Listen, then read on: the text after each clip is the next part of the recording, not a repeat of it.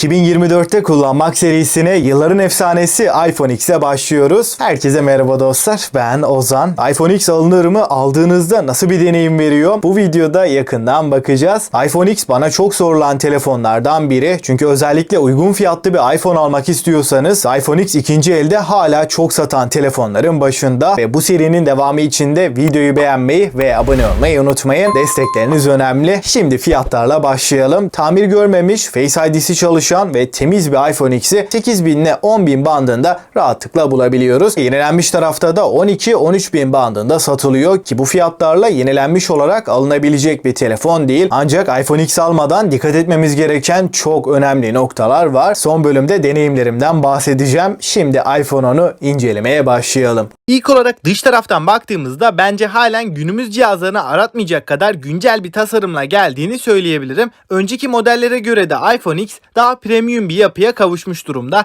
İlk paslanmaz çelik yapıya sahip olan telefon iPhone X diyebiliriz. Bu fiyata alabileceğiniz en kaliteli yapıya sahip olan telefonda diyebilirim. Arka kapağımızda da cam bir yüzeye yer verildiğini söyleyeyim. Elde tutuş hissiyatı olarak da baz model iPhone 12 hatta iPhone 13'ten de daha premium hissettirdiğini de belirteyim. Ama burada bir dezavantajımız var. Özellikle çerçeveler çok çabuk bir şekilde çizilebiliyor. İkinci el alacağınızı düşünürsek de ne kadar temiz kullanılmaya çalışsa da kasanın çevresinde çiziklerle karşılaşabileceğinizi belirteyim. Ki bence bu tasarım anlayışı bu cihazı 10. yıla özel yapan detaylar arasında. Telefonumuzun alt kısmına baktığımız zaman da hoparlör, Lightning şarj girişi ve mikrofonu görebilirken sağ kısımda ise güç tuşuna yer verilmiş. Sol tarafta da sessize alma tuşu ve ses kontrolcülerini görebiliyoruz. Ama maalesef ki cihazımızda 3.5 mm kulaklık jackı bulunmuyor. Kalınlık ve ağırlık olarak da iPhone X 7.7 mm'lik kalınlık ve 174 gramlık ağırlıkla geliyor. Yani kılıfsız bir şekilde telefonu kullandığımız zaman da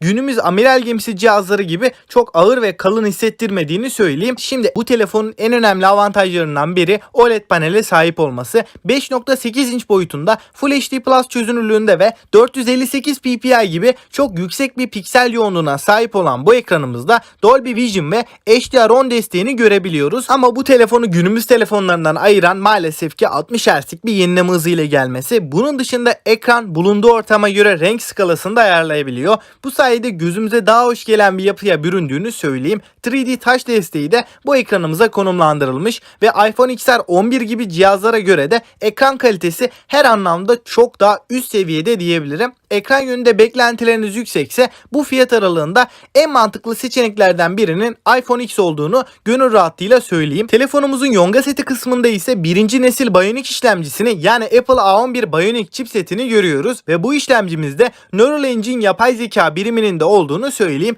Bu sayede Face ID teknolojisi ve artırılmış gerçeklik uygulamalarında çok daha verimli ve performanslı bir şekilde çalışabiliyor. Cihazımızda 3 GB'lık iOS ekosistemi için gayet yeterli bir RAM miktarı bulunuyor. 64 ile 256 GB'lık depolama seçeneklerimizin olduğunu da belirteyim. 64 GB'lık modelinde telefonda çok fazla fotoğraf ve video barındırmayan kullanıcılar için yeterli olabileceğini düşünüyorum. Şimdi biraz performanstan bahsedersek PUBG'de bu cihaz 60 FPS'te rahatlıkla oynatabiliyor. Oyun esnasında ne takılma ne de uzun süreli oyun oynadığımızda performans kaybı yaşatmıyor. Oldukça akıcı ve stabil bir oyun performansı alabildiğimizi söyleyebilirim. Tabi yarım saat civarı bir oyun oynadığınız zaman telefonunuz elle hissedilebilir şekilde ısınıyor. Ama buna rağmen performansta bir düşüklük yaşamadığımızı da söyleyeyim. Günlük kullanım için de sorunsuz bir şekilde iPhone X'i kullanabiliyoruz. Arka planda uygulamalar açık olsa bile bize bir yavaşlama problemi yaşatmıyor. Burada çok önemli bir bilgi vereceğim. Eğer pil sağlığınız %80 ve üstünde ise işlemcimiz tam kapasiteyle çalışıyor. Yani mutlaka pil sağlığı iyi olan cihazları almanızı öneririm. Aksi halde performans düşüklüğü kesinlikle yaşarsınız.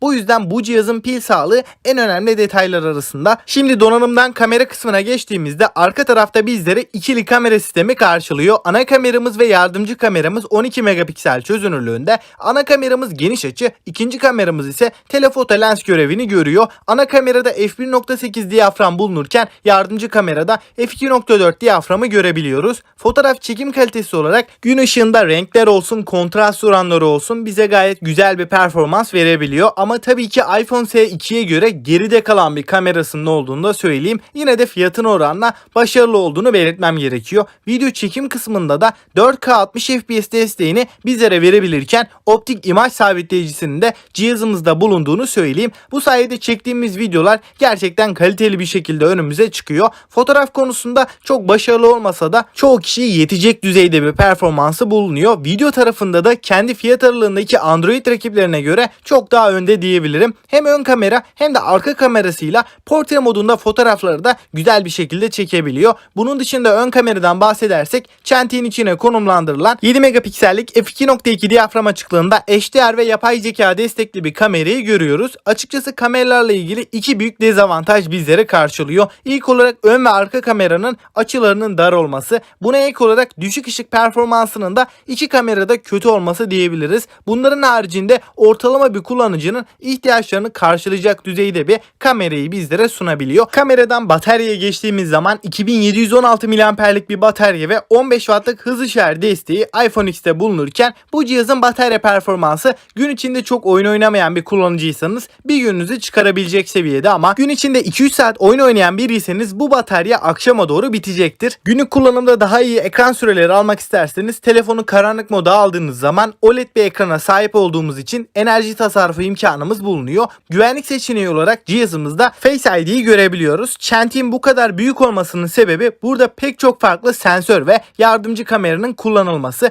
Birinci nesil bir Face ID olmasına rağmen hızlı ve sorunsuz bir şekilde çalıştığını söyleyebiliriz. Tabii ki burada Face ID'nin açısının biraz dar olduğunu belirtmem gerekiyor. Yani telefonu masaya koyduğunuzda veya biraz uzaklaştırdığınız zaman Face ID yüzünüzü tanımayacaktır. Hoparlör konusunda da iPhone X'te stereo hoparlörler bizlere sunulmuş durumda. Bu hoparlörlerin performansı fazlasıyla yeterli. Ses geçişlerini ayırt edebildiğimiz ve yükseklik olarak da tatmin edici bir performansı bulunuyor. Suya ve toza karşı dayanıklılıkta da IP67 ile 1,5 metre suya 30 dakika boyunca dayanabiliyor. Yani çok yüksek bir dayanıklılığının olmadığını söyleyeyim. Bu yüzden sıvı temasından kaçının derim. iPhone X bence kendi fiyat aralığındaki diğer iPhone modellerinden de net bir şekilde önde. Şimdi isterseniz son değerlendirme kısmına geçelim. Dostlar, iPhone 10 2024'te alınır mı derseniz ilk olarak gerçekten çok kaliteli bir ekranla karşı karşıyayız. OLED XDR panel, renk doygunluğu, kontrast oranı her yönüyle muazzam düzeyde ve ekranın dokunmatik hassasiyeti tepkisellik olarak da günümüz cihazlarını aratmayacak seviyede. Ama tabii ki burada sıfır yeni bir cihazdan bahsetmiyoruz. Alacağınız iPhone X'in eğer değişmiş bir ekranı varsa, yani yan sanayi bir ekran kullanılmışsa, bu söylediklerim tam tersine dönecektir. Hem parlaklık hem ekran kalitesi hem de dokunmatik hassasiyetinde problemler olabilir. O yüzden sırf ucuz diye ekranı değişmiş bir iPhone X'i almayın. Batarya olarak pil sağlığı %90 ve üstünde ise ortalama bir kullanımda 4-5 saatlik ekran süresi verebiliyor. Çünkü sonuç olarak eski bir telefon alıyoruz ve iPhone X'in de batarya olarak dezavantajı var. Batarya kısmında güçlendirilmiş bataryalar, yani yüksek miliamperli iPhone X'leri almak çok daha mantıklı. Performans olarak da A11 Bionic şu anda 10.000 TL bandında, Galaxy A34, Note 12 Pro 5G'de gördüğümüz Dimensity 1080 ile neredeyse birebir aynı performansı veriyor. Menüde, arayüzde de açıkçası hiç eski bir telefon gibi hissettirmiyor. Performansıyla hala güncel telefonlara kafa tutabilecek seviyede. Kamerada da özellikle video konusunda bu fiyatlarda güncel orta sınıf bir Android almak yerine iPhone X daha mantıklı olabilir. Kamerada da performansta da güncelliğini halen yitirmemiş bir telefon. Güncelleme konusunda maalesef iPhone X artık bir güncelleme almıyor. iOS 16'da kaldı ama bu iPhone X'i kullanılmaz bir hale getirmiyor. Çünkü güvenlik güncellemelerini en az 3 sene daha almaya devam edecek ve uygulama desteğine baktığımızda iPhone 7, iPhone 6s gibi cihazlar bile halen YouTube'da, WhatsApp'ta, oyunlarda en son güncellemeleri almaya devam ediyor. Yani bu yüzden iPhone X'te iOS 16'da kalmış olsa da uygulama desteğinin 4 yıl daha süreceğini söyleyebilirim. Performans ve kamera olarak hala fiyatını hak ediyorken ikinci el veya yenilenmiş tarafta tamir görmemiş, temizini bulmak gerçekten zor. Bir iPhone X alacaksanız batarya hariç tamir görmemiş olmasına dikkat edin derim. Dostlar, son olarak bir toparlarsak, eğer bütçem kısıtlı, ben bir iPhone iOS cihazı istiyorum diyorsanız bu bütçelerde iPhone X alınabilir. Aldıktan sonra da en az 2-3 yıl idare edecek bir telefon. Ama ben olsam, illa bir iPhone istiyorsam bütçeyi biraz daha arttırıp iPhone X'e salırdım. Yine de bu tüm artı ve eksilere rağmen yılların efsanesi iPhone X hala cayır cayır çalışıyor. Peki sizce iPhone X alınır mı? Görüşlerinizi mutlaka bekliyorum. Ve 2024'te kullanmak serisinin devamı da size bağlı. Videoyu beğenmeyi ve abone olmayı unutmayın. Ben Ozan ve bir sonraki videoya kadar